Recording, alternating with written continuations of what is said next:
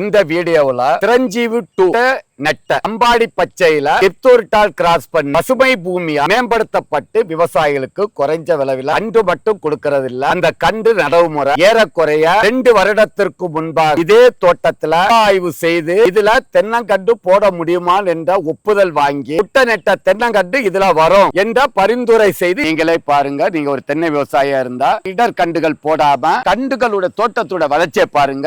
ஏறக்குறைய எத்தனை கண்டுகள் ஐயா நம்ம நடவு செய்து 280 கண்டு நம்ம போட்டிருக்கோம். அதுல எத்தனை கண்ணு ஐயா பாடுவாசி? ஒரு 6-7 கண்டு போயிருக்கோம். 280லயே 6-7 நம்ம சின்ன கண்ணு வச்சீங்களா? ஒரு வருட விவாசி. இதுல இன்னொரு விஷயம் என்னன்னு சொன்னா சார் ஒரு வருடம் வளர்த்த கண்டுகளை போட்டதுனாலதான் பாடுவாசி கம்மியா இருக்கு. எத்தனை தடவை இதுக்கு மருந்து ஸ்ப்ரே பண்ணல. இந்த ரகத்துல பூச்சி நோயினுடைய எதிர்ப்பு திறன் எப்படி இருக்கு உங்களுடைய கருத்து?